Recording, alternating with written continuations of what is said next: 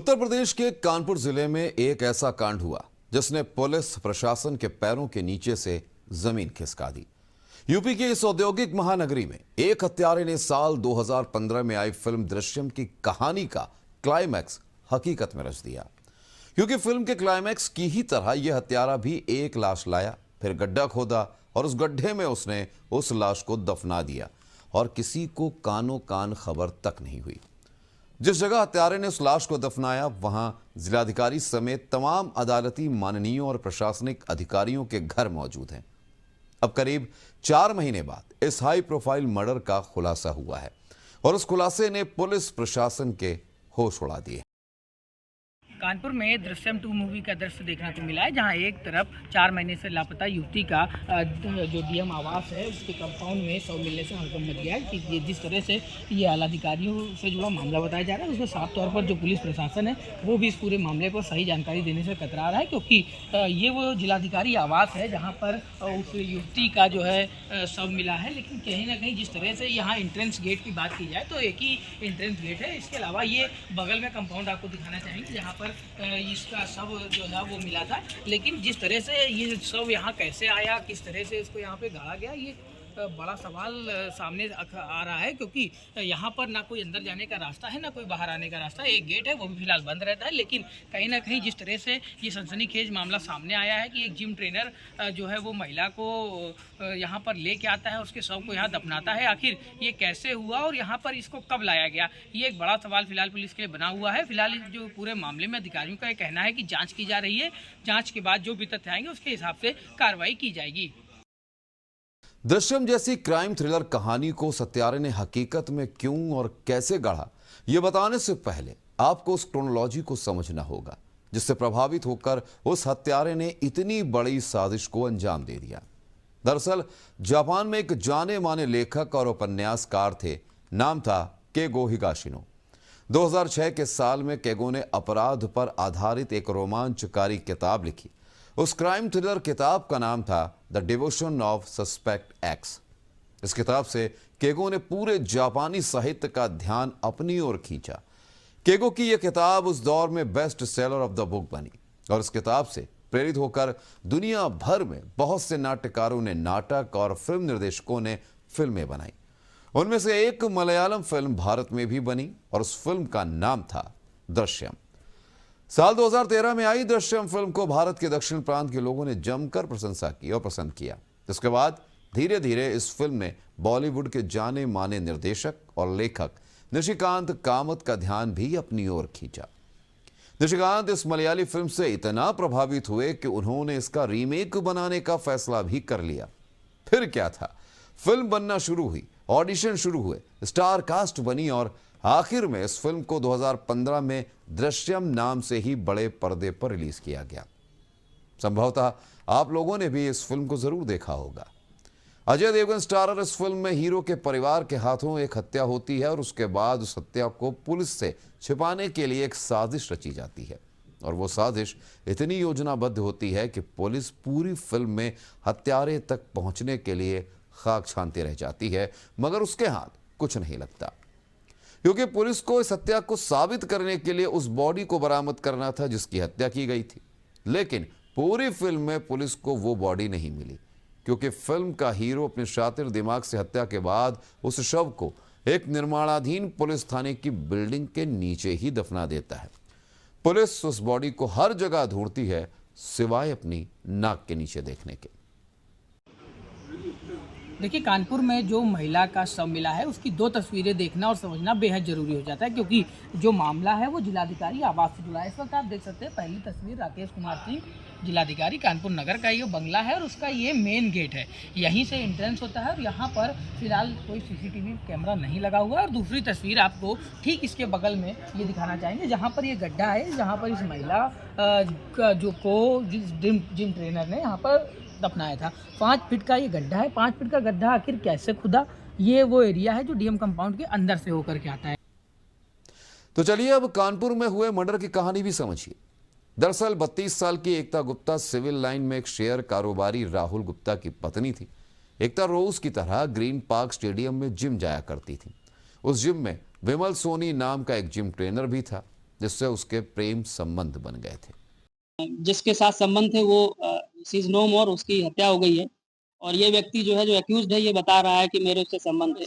नहीं, इसने ये कन्फेस किया कि मेरे उनसे जो है वो संबंध थे, जान पहचान थी और अंतरंग संबंध थे।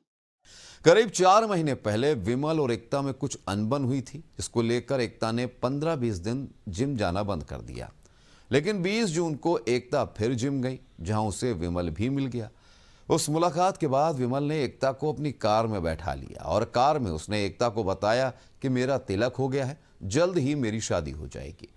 विमल की इस बात को सुनकर एकता भड़क गई। उसने विमल को भला बुरा कहना शुरू कर दिया। उसके बाद विमल एकता की बातें सुनकर भड़क गया और भड़क कर उसने एकता को एक जोरदार घूंसा चढ़ दिया, जिससे एकता बेहोश हो गई। इसके बाद विमल ने कार में पड़ी रस्सी से एकता का गला कसकर उसकी हत्या कर दी और उसके कुछ देर बाद जिलाधिकारी आवास से सटे ऑफिसर्स क्लब ले गया, जहां उसका पहले से ही आना जाना था। वहां पहुंचकर विमल ने फावड़े से खुद ही 5 फीट का एक गहरा गड्ढा खोदा और एकता की लाश को उस गड्ढे में दफना कर वहां से फरार हो गया।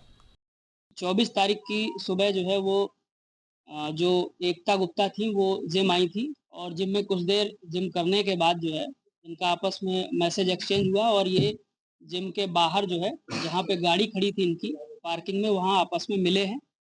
मिलने के बाद जो है वो इनमें आपस में हॉट टॉक हुई।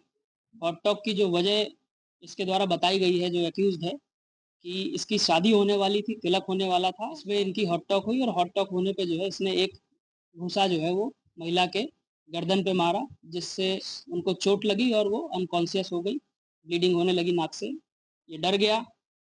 डरने के बाद इसके पास, चूंकि उस समय वहाँ रस्सी भी मौजूद थी इसकी गाड़ी में और एक जो है वो चुन्नी थी, उससे इनका गला दबाया करके फिर इसने वहाँ डेड बॉडी को गड्ढा खोद करके गाड़ा।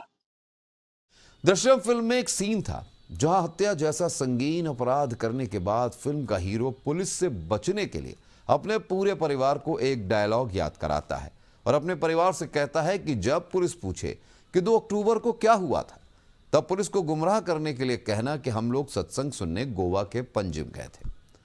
दृश्यम फिल्म में अजय देवगन अपने परिवार को बार बार यही लाइन रटाते दिखते हैं। बिल्कुल ऐसे ही कानपुर के हाई प्रोफाइल मर्डर केस में भी आरोपी ने फिल्म का यह सीन दोहरा दिया। दरअसल 4 महीने बाद बीते शुक्रवार को विमल सोनी जब पुलिस के हत्थे चढ़ा तो उसने पूरी रात पूछताछ में पुलिस को जमकर गुमराह किया। पूछताछ में विमल ने कभी कहा कि एकता कश्मीर में है, तो कभी बताया कि पंजाब की फैक्ट्री में काम कर रही है। विमल के बार बार बदलते बयानों से तंग आकर जब शनिवार को पुलिस ने सख्ती की तो अगली सुबह उसके सुर बदल गए। हालांकि उसने अब भी पूरा सच नहीं बताया। अब की बार विमल ने बताया कि मैंने एकता को मारकर गंगा में फेंक दिया है। फिर क्या था? पुलिस विमल के बयान के आधार पर उसे लेकर कानपुर के अटल घाट से बाबा घाट तक भटकती रही, लेकिन वो हर बार बयान बदलता रहा।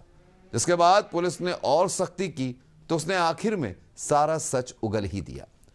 विमल से सच उगलवाने के बाद उसकी निशानदेही पर 24 जून को किडनैप हुई एकता का शव पुलिस ने डीएम कंपाउंड से सटे ऑफिसर्स क्लब में खुदाई कराने के बाद बरामद कर लिया। कंगाल हो चुके शव को पुलिस ने कड़ी सुरक्षा के बीच लगभग 2 घंटे खुदाई कराने के बाद बाहर निकलवाया।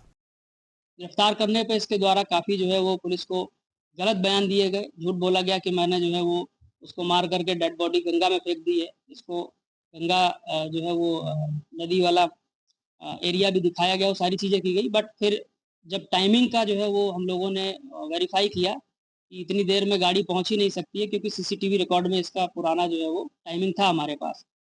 तो फिर उसके बाद जो है इसने बताया कि मैंने जो है वो डेड बॉडी जो ऑफिसर्स क्लब वाला जो कंपाउंड था, जहाँ पे जो है वो पेड़ पौधे लगे हुए थे, वहीं पे नीचे जो है वो दफना दी है। एकता हत्याकांड का खुलासा करते हुए पुलिस ने एक के बाद एक कई खुलासे किए, लेकिन डीएम आवास से सटे ऑफिसर्स क्लब में आरोपी का अकेले गड्ढा खोदकर लाश दफनाना कैसे संभव हुआ, जैसा सवाल पूछे जाने पर पुलिस चुप्पी साध गई। वहीं एक सवाल यह भी उठ रहा है कि आरोपी विमल अपनी i10 कार लेकर ऑफिसर्स क्लब कंपाउंड के जिस दरवाजे से अंदर दाखिल हुआ था, वो दरवाजा 1676 मिलीमीटर है, जबकि कार की चौड़ाई 1680 मिलीमीटर है। ऐसे में कार का उस दरवाजे से अंदर घुस पाना कैसे संभव हुआ, इसका जवाब भी अब तक पहेली बना हुआ है। ये ऑफिसर्स कॉलोनी है जो डीएम साहब के आवास के जो है पास में है, उस ऑफिसर्स कॉलोनी में एक क्लब है, जहाँ पे ये पूर्व में जिम का काम करता था और वहाँ उसका आना-जाना था। उसकी चाबी भी जो है संभवतः कभी-कभी इसके पास रहती थी। उसमें जो गेट लगा हुआ है सामने का, उस गेट को खोला और गाड़ी को अंदर लिया और अंदर ले जा कर के फिर इसने वहाँ डेड बॉडी को गड्ढा खोद करके गाड़ा। उधर एकता की हत्या के बाद उसके पति राहुल गुप्ता ने भी कई सवाल खड़े करते हुए सीबीआई जांच की मांग कर दी है। अकेले हत्या तो कर सकता है, मगर वहाँ पे खोद के गाड़ना या कुछ भी करना ये अकेले का नहीं है। ये तो हो सकता है कोई ना कोई इन्वॉल्व होगा उसमें। अब उसमें कितनी सच्चाई है ये तो वही अपराधी बता सकता है। मैं इसमें क्या बोल सकता हूँ। वहाँ गड्ढा अकेले नहीं खोदा जा सकता, जिस हिसाब से गड्ढा खोदा गया था कल। उसके बाद अगले दिन उसकी गाड़ी बरामद हो गई, उसमें हमारी वाइफ का सिम वगैरह और ये सारी चीज़ें मिल गई। खुलासा तो जो सर हुआ है वो तो देख ही रहे हो आप सारी चीज़ें। अभी बस यही है कि अब और वो क्या इनको बताता है, क्या करता है। मेरी मांग यही है कि जब तक जांच हो, अगर यहाँ इस लेवल पे नहीं हो तो सीबीआई लेवल पे जब तक जांच हो। ये मुख्यमंत्री जी से भी हम गुहार कर रहे हैं। कानपुर में हुए इस हाई प्रोफाइल मर्डर केस में अब भी कई सवाल ऐसे उठ रहे हैं जो पुलिस सुरक्षा की विश्वसनीयता को कटघरे में खड़ा करते हैं, क्योंकि लगता तो यही है कि जिस तरह दृश्यम फिल्म में गोवा पुलिस ये नहीं पता कर पाई थी कि 2 अक्टूबर को क्या हुआ था, ठीक वैसे ही कानपुर पुलिस भी इस बात को लेकर कंफ्यूज नजर आ रही है कि आखिर 24 जून की उस रात को हुआ क्या था। इस रिपोर्ट में फिलहाल इतना ही। आप देख रहे हैं एबीसी न्यूज।